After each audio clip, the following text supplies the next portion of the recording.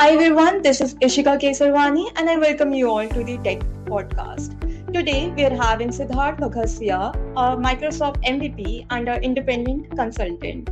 Can we first start with your introduction to the listeners? Thank you, Ishika. Thank you.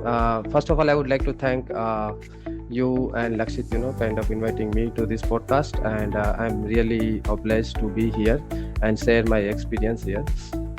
So regarding introduction, myself, Siddharth Vaghasia. I have total around 13 plus years of experience in IT professional world. In terms of education, I have did my graduation as an BCom Commerce, and then I did Master of Computer Application. I'm basically from Gujarat. Then after doing my completing my masters, I moved to Bangalore.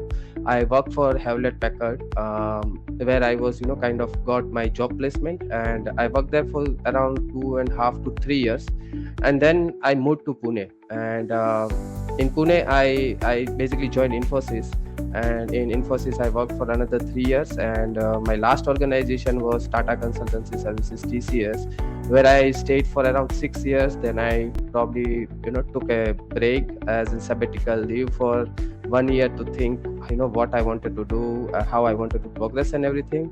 And in terms of technology stack, I mostly worked in Microsoft technology stack.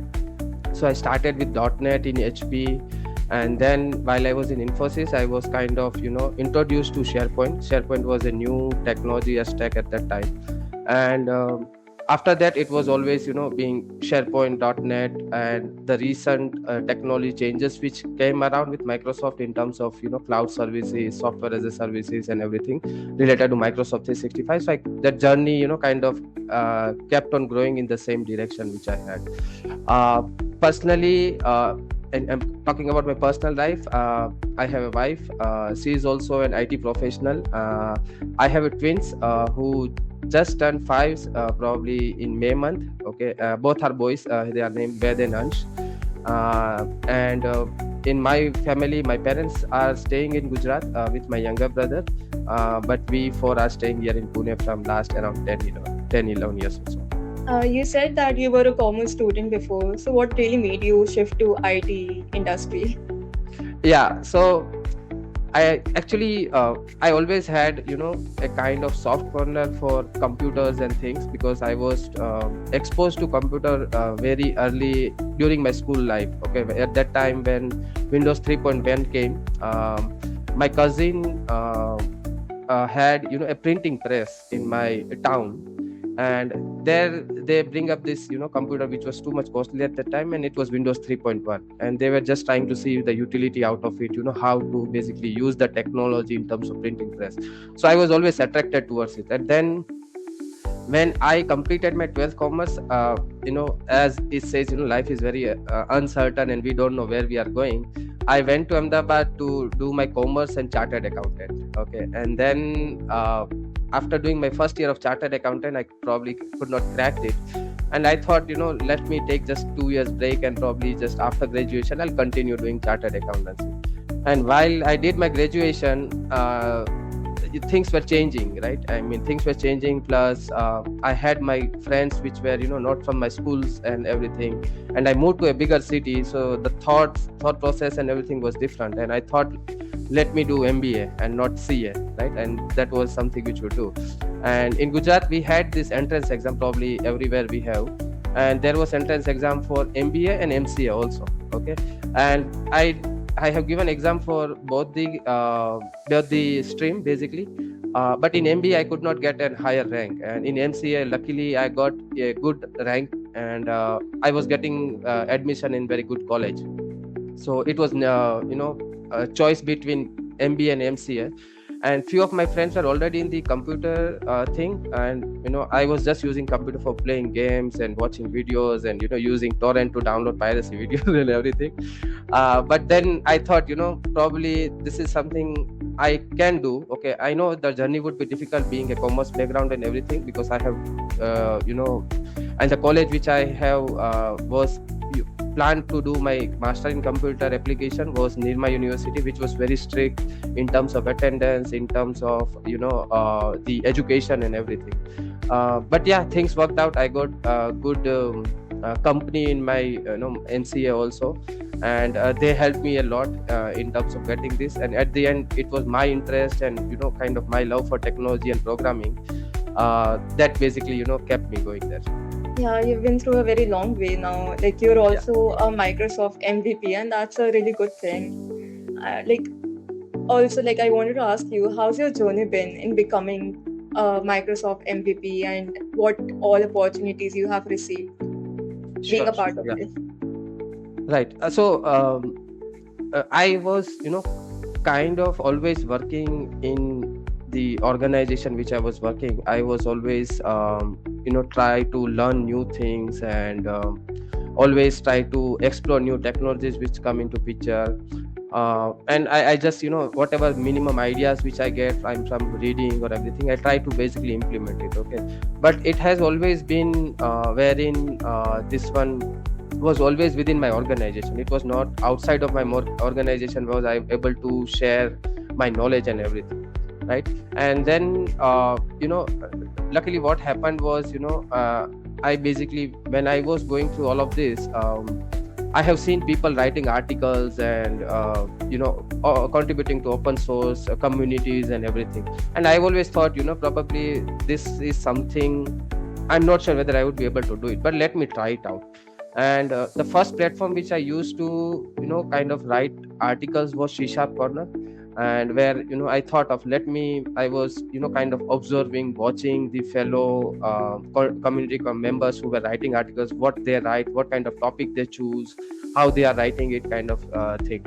And I started doing it, and I kind of loved it. I mean, whatever I would have learned in a way of while doing my day-to-day job, plus anything which I do extra, and which I think that probably is not there out in the internet basically, right?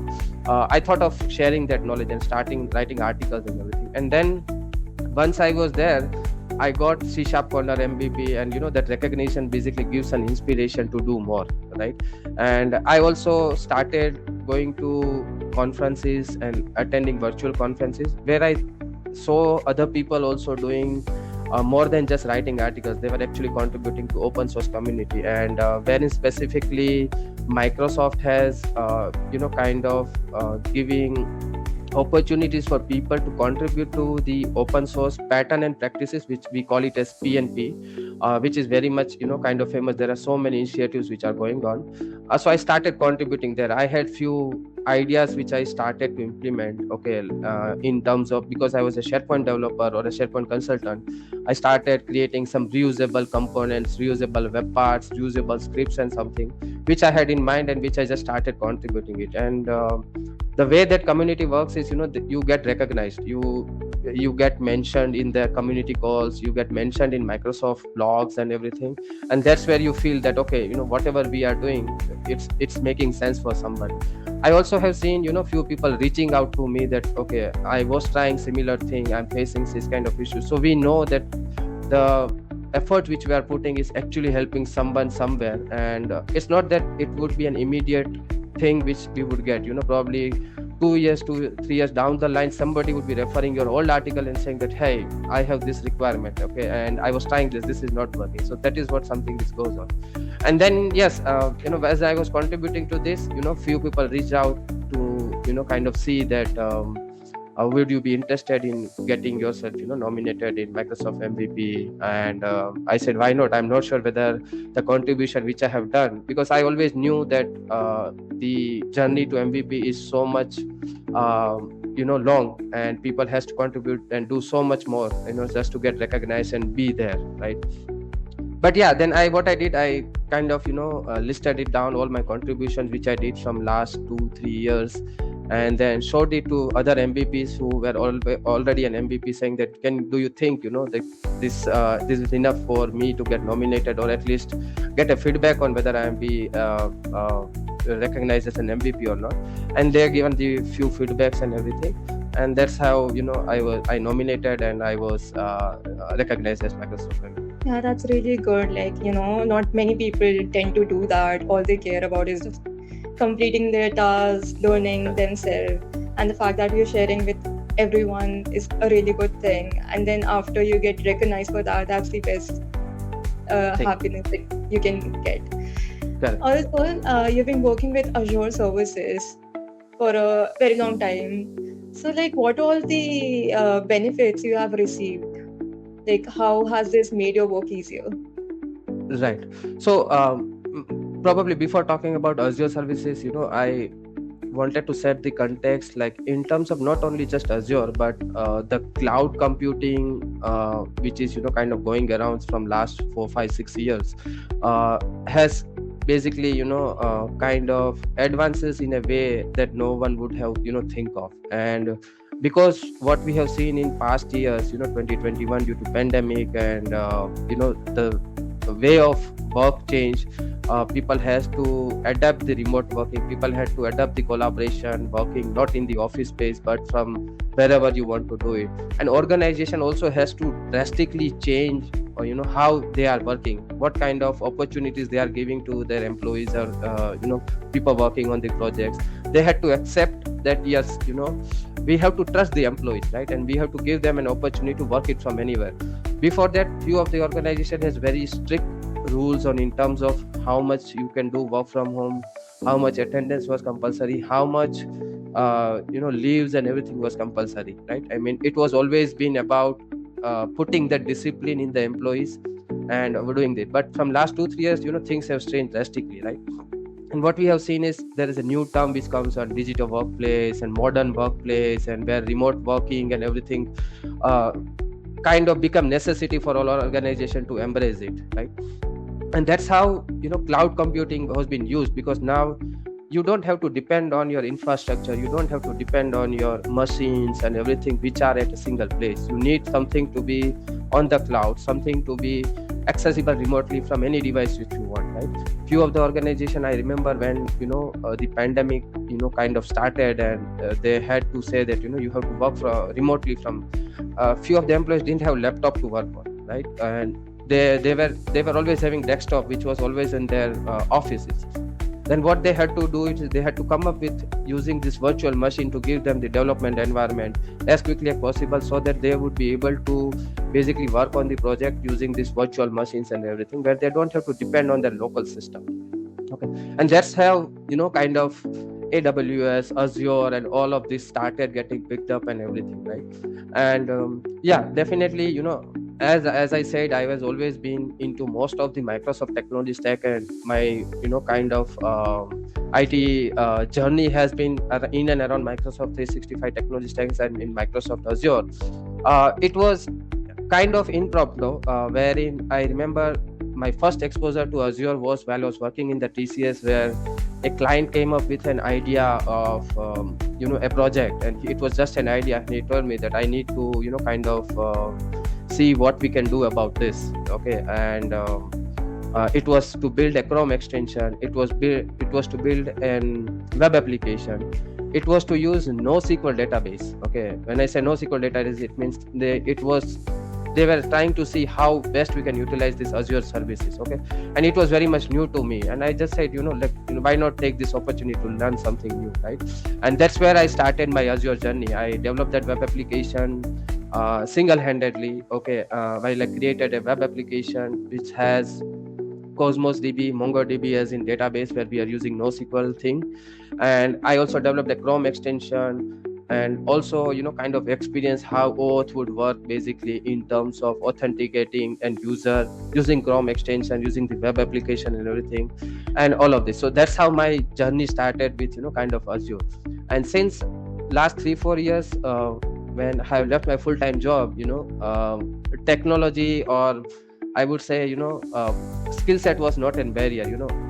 Because being an independent consultant, I had to work on anything, any technology or any problem which my client comes up with. I have to basically give them a solution, and I have to explore few things. And that's where Azure kind of started getting into fit of the few of the things we developed. I worked on few of the chatbot, where I used Azure chatbot framework thing, and then it was Azure app services, Okay, and then Azure Runbook and Azure Functions, because being a serverless things, few of the times what we do that. And also the collaborations around Microsoft 365 technology stack, where we are doing the low code platform solution. And if we need to basically get data from an external system or something, it's always based on the APIs, and it's always based on the web service how we are going to call.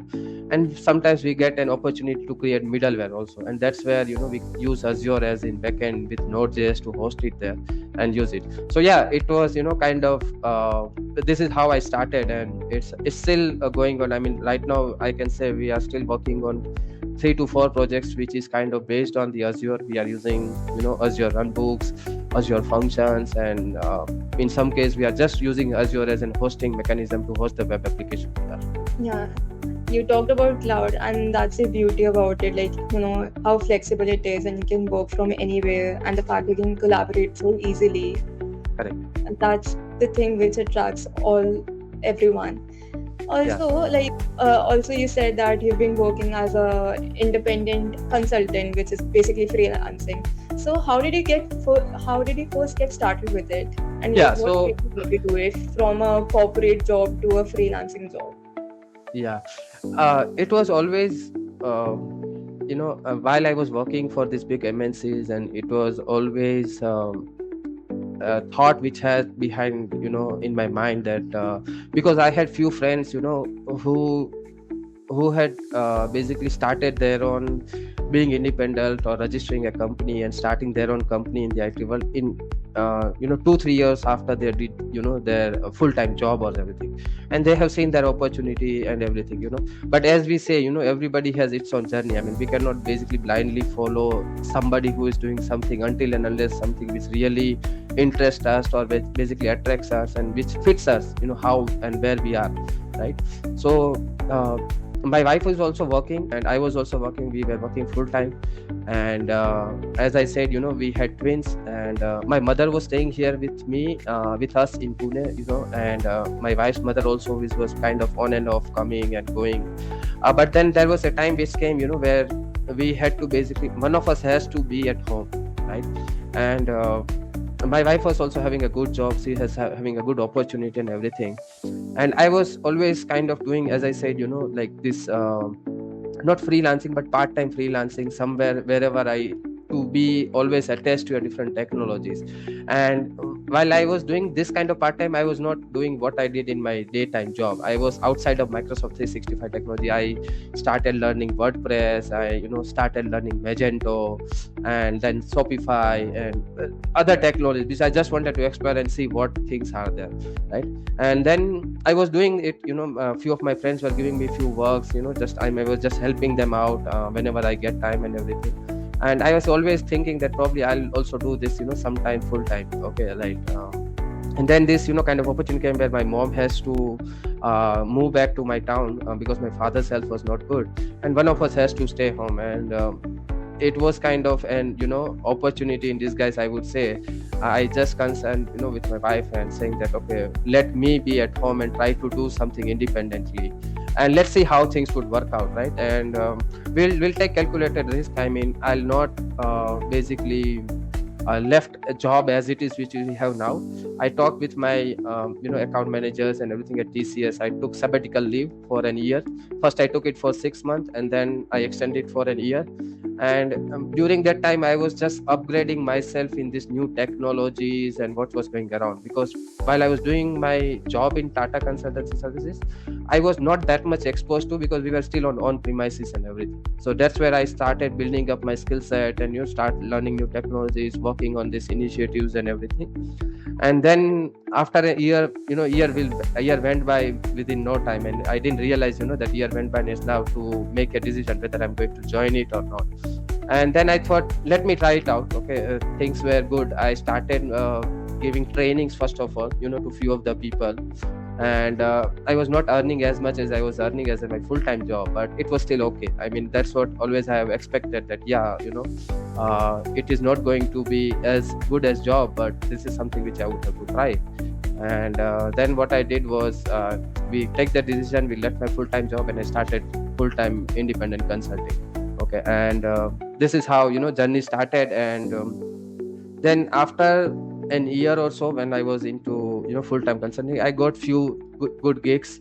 I used some freelancing platform to get the projects, and LinkedIn has helped me a lot to get few of the projects. Then my personal blogs where I get few inquiries, and frankly, I can say 20 to 25% of the gigs or the inquiries which comes was behind the reason while I was contributing to this open source community where I have did something and where they need similar requirement, and they come up with, hey, we also need something like this, would you be able to help it out? And we see that you are an independent consultant, what would be your rates and how would you engage, kind of thing. And that's how it started. But like, if you have to choose in between a corporate life and a freelancing job, what would you choose?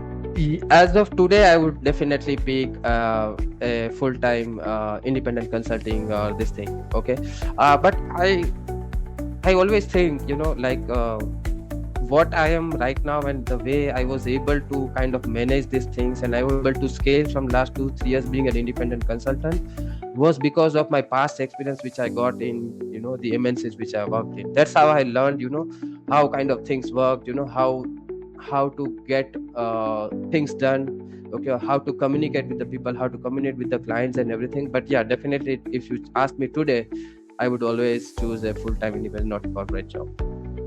Okay, so like from a student's perspective, it's not very easy to get their first client. So what would you suggest them? How they can start with freelancing, how they can attract people to their profile? Right. So there are few things which I followed, okay, while I was doing, and which probably I think probably might help new people also who would like to do this. Was first of all start kind of building your identity online. Okay, you have to come out of a zone wherein whatever experience or whatever technology stack you are good at only is in your resume, right? Because what happens is sometimes before you actually share your resume, some of the clients would always want to see what extra you have done. Okay, sometimes they basically the resume doesn't go outside of the screening process, probably because of years of experience or because of the less years of experience which you have because of technology stack and everything. So I would say start building your online identity, okay, in whatever way it is possible. Just be active on LinkedIn, just be active on Twitter, start joining different kind of technology groups which you have, try to answer people's query. That's how you would kind of build connects. That's how people would know you, that yeah, you are proficient in this particular skill set, and you will get recognized for it also, right? Plus also use freelancing platforms like Upwork, okay, and people per hour, freelancing.com. There are few things where you would have to, because finding a job from the LinkedIn and everything is more difficult than getting it from a freelancing, because once you go to a freelancing platform, at least that somebody needs something to be done, and at least you can approach it, put a bid on it, put a proposal on it, and then you would be able to basically convince them. But finding it on the LinkedIn or any other social media is where they would have to come to you saying that, hey, I have this requirement, I have seen you doing this, would you able to help me out, right? So there are always two things which you have to actively do. You cannot just rely on freelancing platform, because there also competition is too much. There are also people who are doing gigs and everything because they are part-time, right? And they don't basically care about having this as a full-time gig. Whatever extra money they can earn, whatever extra learnings they can do, they would always choose to do that, and they would be able to do a project in very minimal cost and everything. And I always client would want to save extra few bucks, okay, and that's what they have to do. So you have to balance that out, okay.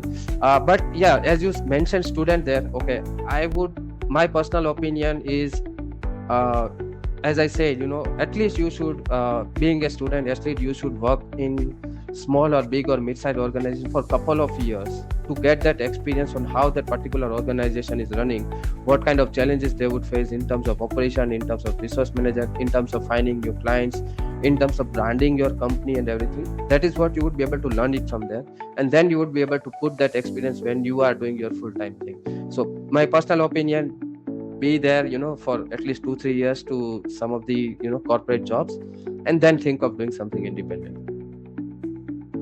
Yes, And as having yeah, and sorry, and having said that, it's not that I have not seen success stories wherein they have directly started. I mean, I can actually relate to my juniors in my company, sorry, in my college, while we are doing MCA.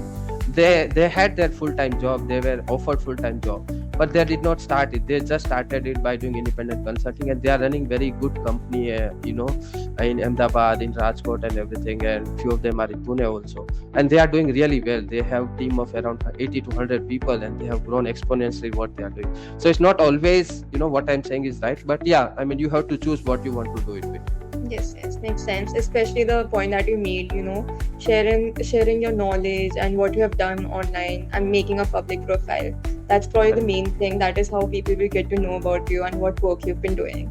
So, are there any tips or tricks that you would like to share with the listeners that you have learned throughout your journey, from all the ups and downs and all the struggles that you've been through? Yeah, sure.